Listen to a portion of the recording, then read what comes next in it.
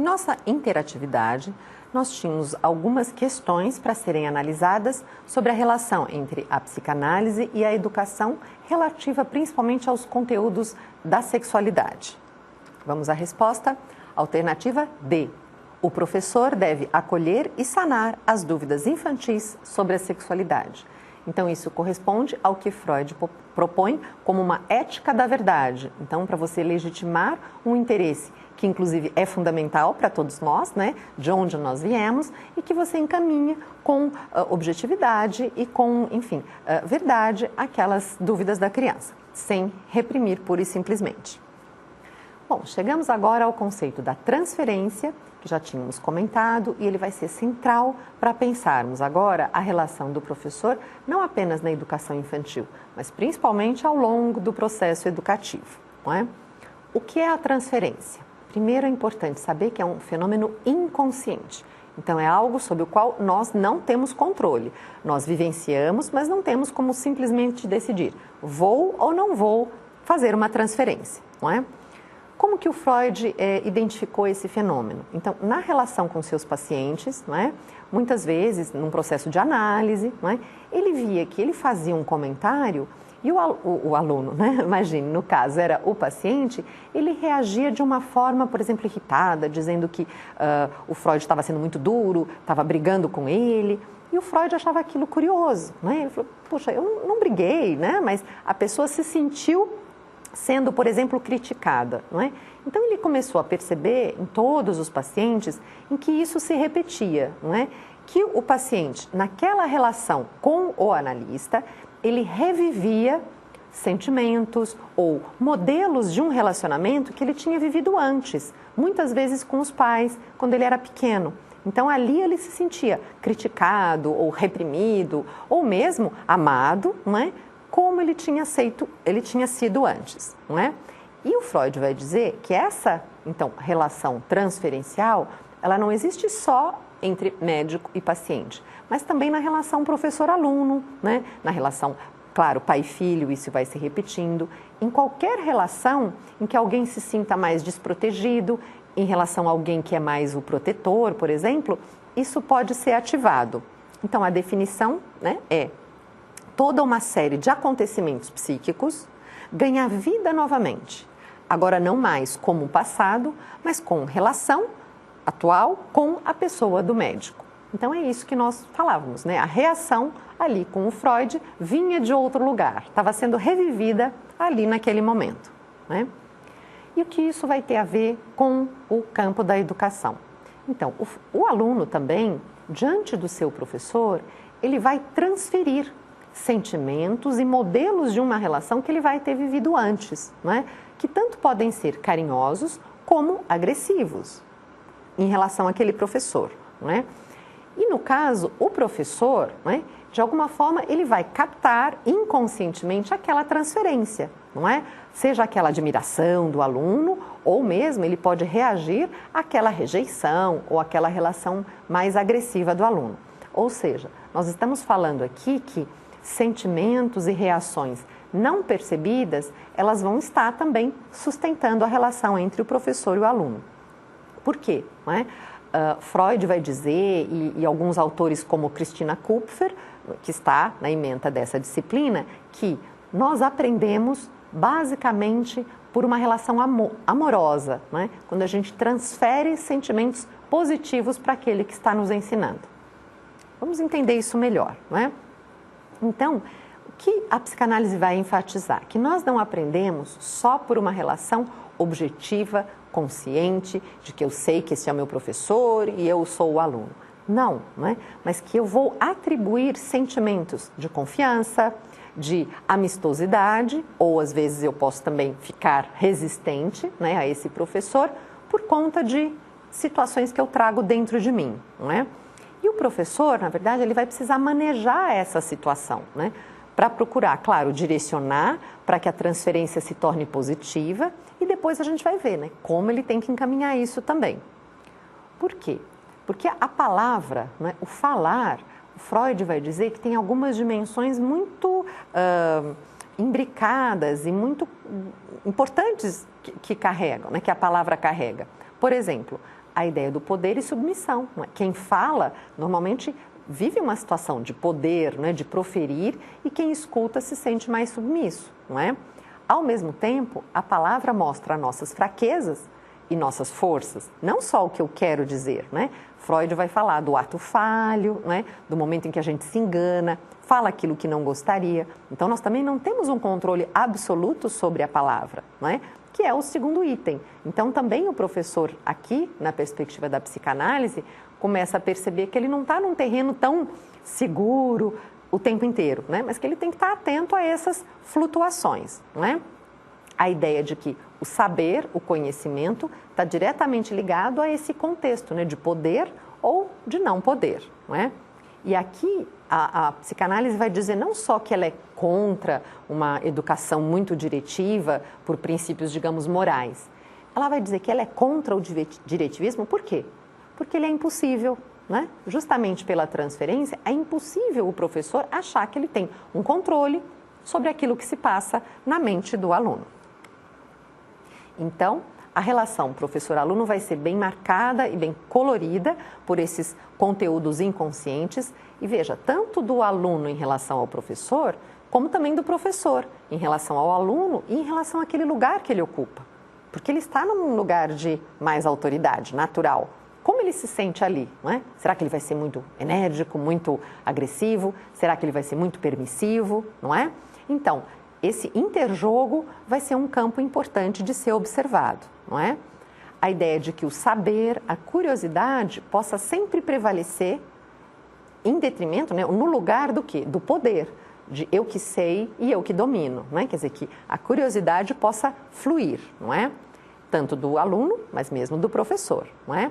E para isso, a transferência é que vai favorecer esse campo, né? Se eu puder estabelecer confiança, amistosidade em relação ao professor, né?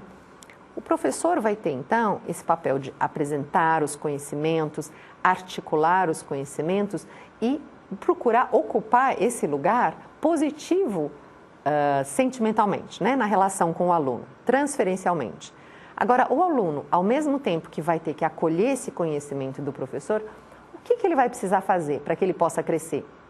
Ele vai ter que ser capaz de ingerir, o Freud diz, né, digerir, canibalizar, destruir aquele conhecimento para ele poder transformar também, né? Então, veja, começa a surgir uma tensão. Eu tenho que aceitar aquilo que o professor me propõe, mas eu tenho que ser capaz o quê? De questionar, de transformar isso para que eu possa o quê? Crescer e me tornar um adulto, né? Não viver uma relação só de dependência. Então, aí começa a aparecer aquela tensão, né, de que o professor tem que ocupar esse lugar de transmitir, ou de apresentar conhecimentos, de favorecer o conhecimento e a aprendizagem do aluno, mas que ele aos poucos tem que ser capaz de sair desse lugar, para que o aluno se sinta em condição o quê? De se tornar mestre um dia, não é? De que ele possa vir a querer ocupar, né, o lugar também de quem sabe, de quem conhece. É interessante esse movimento, não é? Então, voltando ao que o Freud dizia, né, a ideia da educação impossível, que a gente falou no início, né?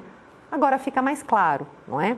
Ele afirma, educar ao lado de governar e psicanalizar é uma ação, uma profissão impossível. Então, agora já dá para entender um pouco o que ele quer dizer. Será que ele quer dizer que não devemos educar, que não é possível nenhum tipo de educação? Não. O que ele está dizendo é que é impossível a educação se basear num diretivismo, numa ideia de controle, não é? Porque ela vai estar sempre nesse campo, não é? De procurar favorecer uma transferência, uma confiança, uma aceitação, não é? Em relação àquela figura idealizada do mestre, mas que o mestre tem que ir aos poucos ir desiludindo o aluno, né? Permitindo que ele também possa se sentir capaz de crescer, capaz de se tornar um conhecedor, não é? E esse é um processo que não termina, não é? Vai existir para sempre, e esse é o nosso desafio, não é? Como tornar possível a educação sabendo que ela está sempre nessa tensão, né? Nesse lugar, né, que é preenchido e que é esvaziado também, não é? Uma frase, então, de Christina Kupfer, que é importante, que fala sobre o sentido da aprendizagem na psicanálise é: o encontro entre o que foi ensinado e a subjetividade de cada um é que torna possível o pensamento renovado, a criação, a geração de novos conhecimentos, né? Então é isso, a figura do aluno vai tendo um papel maior. Podemos pensar também que algumas contribuições que a gente até já citou um pouco aqui, não é? Seria da psicanálise para também ações em creches, né? Então a questão, primeiro, de orientação à paz, sobre a dimensão da sexualidade infantil, da importância de se permitir que a criança conheça o próprio corpo, não é? E não uma atitude pura e simplesmente repressiva sobre isso, não é? Um outro aspecto é da importância quando a gente toca, manipula e cuida do corpo de um bebê, de uma criança pequena, saber que a gente não está cuidando só de um corpo, mas de uma mente, né, que sente prazer, que precisa ter um cuidado a respeito disso, né? Então aí a psicanálise pode dar um suporte através de treinamento e de reflexões e discussões também para o educador de creche, não é? Então qual seria, né, o grande eixo da contribuição da psicanálise para a educação? Então, uma outra frase de Kupfer, né? A psicanálise pode transmitir ao educador, e não à pedagogia como um todo instituído, uma ética, um modo de ver e de entender sua prática educativa. É um saber que pode gerar, dependendo naturalmente das condições subjetivas de cada educador, uma posição, uma filosofia de trabalho. Então, nós vamos ver aqui, diferente, por exemplo, da abordagem humanista, né? A psicanálise não propõe um tipo de pedagogia, um tipo de organização de escola, não é isso, né? Ela propõe uma reflexão sobre esse lugar do educador, sobre essa ética, né? Da importância, né, de eu refletir sobre o papel que eu ocupo no desenvolvimento da vida do indivíduo. Então, não é uma proposta pedagógica, um método pedagógico, mas é uma ética, né? Uma fundamentação filosófica para o posicionamento do professor perante o aluno e perante o conhecimento. Então, ainda nessa comparação, né, entre o humanismo e a psicanálise, nós temos algumas semelhanças, né? A ênfase no sujeito. Então, nos dois casos, a gente vê que o aluno é trazido para o centro do processo, não é? E, por isso, nós vimos uma inspiração inatista. Lembrando que não é uma questão estrito sensu, né? De um mero determinismo biológico, nesse caso, mas que é a ideia disso, do desabrochar de uma essência ou do respeito a um processo intrínseco de cada pessoa. E a semelhança é que as duas são não diretivas, né? Propõe uma ação do professor que não é de controle. A diferença entre humanismo e psicanálise, a gente pode pensar que o humanismo ele se baseia então, numa ação que é bastante pautada no consciente, na reflexão, não é? Nessa dimensão da nossa vida, e a psicanálise vai chamar a atenção para essa dimensão inconsciente, não é?